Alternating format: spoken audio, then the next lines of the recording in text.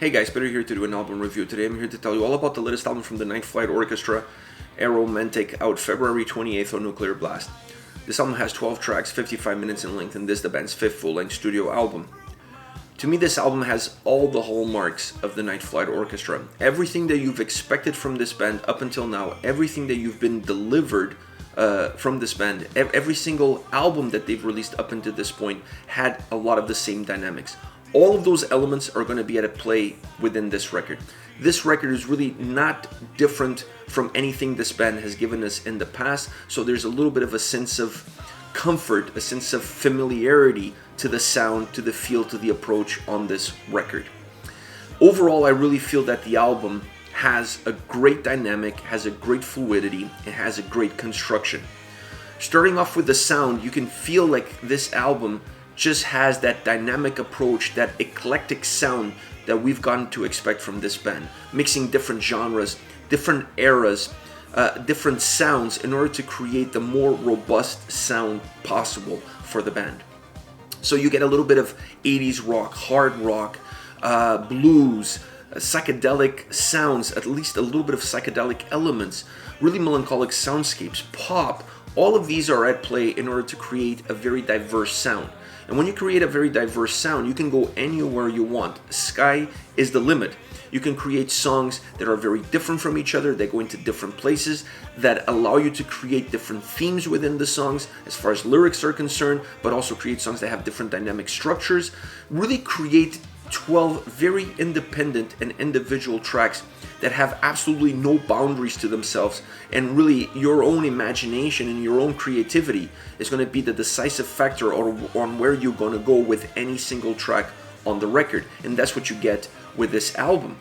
To me, the only way you can hold it all together and have a record feel connected and be cohesive is by doing what they did with the overall structure of the album, which is allow a lot of the tracks on the record to bleed from one into the other. And what I mean by that is, as one song finishing, the melody at the closing of that track becomes the melody of the opening of the following track. They did this throughout the record, and to me, that is the best way for you to make 12 tracks feel as one and allow you to create songs that are very different. Every song on this record really offers you something different, a different sound, a different approach, a different structure, a different feel, a different atmosphere. All of these things are at play. So for you to connect these really 12 moving pieces into one solid piece and allow the listener to stay connected throughout the 12 tracks, bleeding tracks from one to the other is a very good idea and is a very good approach. Because as you start listening to the album, you feel like there's a sense of continuity. Because as the first song is finishing, the first song doesn't really finish, because the first song becomes the second song.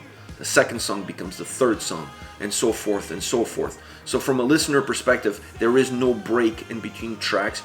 There isn't this sudden change in sound and direction from track to track. There is a sense of building towards something. There's a sense of walking towards the finish line together. And I really like that approach. And to me, that's always something that works for a band that has this kind of sound, this really eclectic sound. So having a structure like that really gives a sense of a 55-minute album is really one album, not 12 tracks that make a 55-minute length record. I love that approach, I love that sound, and I love how that works on this specific album, because the sound is really very different from track to track. When it comes to the vocals, I really like Bjorn Strid's vocals. He has a magnificent voice. I mean, he doesn't have a magnificent voice, he is the voice. And I really like what the band did on this album as far as the vocal tracks are concerned. This album, in my opinion, more than the previous record, they really used a lot of layers to the tracks. They used a lot of backing vocals, a lot of choirs, a lot of elements like that really allow the album from a vocal perspective to have a lot of volume, to have a lot of texture, to feel a lot bigger than what it is. And this allows the record to have certain moments of the songs, specifically when used in the chorus, to feel a little bit more robust, a little bit heavier without making the song heavy, but it just gives more presence. It just gives the songs a little bit more of a dynamic approach, and it makes them feel a little bit more complete. So I really like everything surrounding the vocals on this album, but obviously Bjorn Strid's vocals are phenomenal. He has the ability to use the same style but give the words, the lyrics, different nuances in order to really create independent breaks between the verses and the chorus, to make the chorus really more enigmatic, to make them a lot more robust, a lot more hooky. So the ability that he has within his range to really use his voice as another instrument within all the instruments used on every single track is really a key important component in order for an album to have this kind of fluidity, this kind of sound, this kind of dynamic approach. And then obviously, like I said, when you're using backing vocals and different layers to add volume, to add presence, to add texture, you're just increasing the overall quality of the tracks, and you're just making the vocals feel even bigger, even larger. This is a very interesting album. While it's not groundbreaking, because this is not something that we've never seen from the band before, it's still an album that is very robust, that has a very dynamic sound, and it has a very interesting approach. I really enjoy the album. I really like the sound. I really like what the band did here.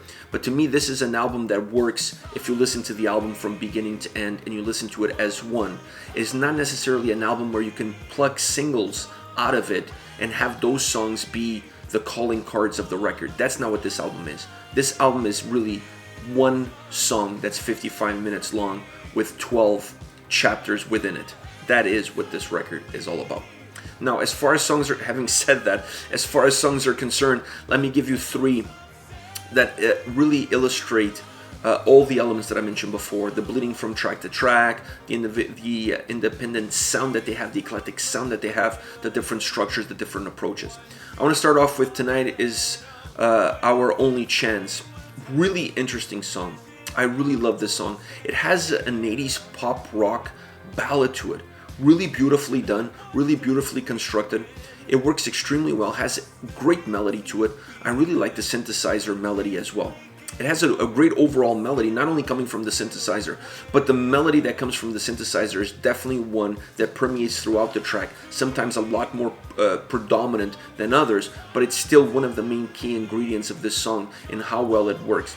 The verses are more stripped down. I really felt that the verses were a lot more cleaner. There was not as many elements, there was not as many layers to it as compared, for example, to the chorus. The chorus is really hooky, but it's a lot more robust. The simplicity of the lyrics really work well to make that chorus really hooky, because the chorus is not simple from a musical perspective, but it's very simple from a vocal perspective, at least from a lyrical perspective. So that makes that chorus feel very hooky, very catchy, and it's a song that, in my opinion, really works on all fronts. It has that great ballad sound to it, a very 80s, like I said, rock pop ballad, and I really love it. It's really catchy, really a earworm of a track. Next, Carmencita 7. I really like this song for many reasons, but I really like the melody of the track. I like the overall feel of the track.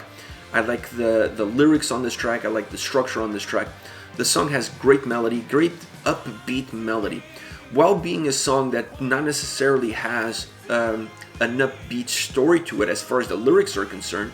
The song itself has that upbeat melody to it. So one is kind of a contradiction of the other, but they really work well together. The vocals really add to that melody, and they add this crescendo to the melody of the song. You really feel as the verses are progressing that the song is building towards the chorus. The chorus is a little bit more melancholic, has a little bit more sadness to it, better representative of the lyrics of the song, more so than the verses. The verses are more upbeat, but the chorus is really a little bit more down to earth, a little bit more somber, if you will. I really like that. Using layers to the vocal track all the way across this track, either be in the verses or the chorus, really gives this song a much thicker volume. It makes this song a lot more present. It just gives it more energy, and I really like that. It really counterbalances well with all the other elements and with all the other melody that's coming at you and all the other moving pieces from a musical perspective. Closing with a guitar solo that moves into a keyboard melody that then morphs into an acoustic guitar that sounds almost psychedelic Middle Eastern was such an interesting closing to this song. Not in a million years did I expect this song to go down that rabbit hole towards the end of the track. I would say the last third of the track is really out of the box, almost progressive. Really interesting approach, really different sound, different journey. I just never thought, listening to this song up until that point, which almost feels like a pop song, all the way up until that guitar solo starts. And the guitar solo is magnificent. It has a little bit of an old school feel to it. But then the progression from that solo and how the song starts to go down this really strange path is really different, really unique. And then as it goes down that strange path into that more acoustic, psychedelic, Middle Eastern melody, it opens up to the next song, which is Sister Mercurial. So it's really interesting. As Carmencita 7 starts to die out, if you will, the volume doesn't really die out, but the song starts to go towards its ending. The next track starts, Sister Mercurial. It starts exactly with that same melody, with that same feel. I love that. That's the bleeding from track to track that I mentioned before, and it really works well with these two songs, really overlapping one over the other, because from a lyrical perspective and from an overall mood perspective, these two songs are really well interconnected. So it's really nice that they use that bleeding from one to the other to not only have the connection on a lyrical side, on an atmosphere side, on a mood side, but they also then have the connection on a musical side. So I really like that aspect. This song has a little bit of a slower tempo, more methodic. It's more energetic in the chorus, but the melody, it really has this really somber melody all the way through, even though there's a little bit of a peak of energy in the chorus of the song. Once again, another song that has really catchy lyrics, which makes for a very hooky and catchy chorus, making the song very memorable from that perspective. The keyboard melody on this track has this really deep 80s vibe, really something out of Stranger Things. If this song was part of that soundtrack, you would feel like it would fit right in, because it has that feel, it has that era feel to it. Has one of my favorite, if not my favorite, guitar solo in the whole album. I just really like what they did with the guitar solo on this track, because this is a track that in certain points is really melancholic, has a little bit of a somber feel to it, specifically in the verses. So adding a guitar solo that's this dynamic, that's this beautiful, like this over the top, really adds a little bit of energy, adds a little bit of life to a song that just feels like it's losing energy and life all the way around it. So I really like the solo. I like what it did, have that old school feel to it. It just complements the track really well, and then it closes off with the chorus. So I really like how they constructed this song, and how this song really closes off what Carmencita 7 had started one track before. So these two have to be listened to, in my opinion, together, because they're really part A and part B, or side A and side B. I really feel the connection between these two tracks. Starts perhaps more on an atmospheric level, lyrical level, but then it continues throughout the music. Alright guys, this is it. This is the Night Flight Orchestra, Aeromantic, out February 28th on Nuclear Blast. Let me know your thoughts on the singles, on the band. Use the comment section below. I'll be reading those and getting back to you. Take care, guys.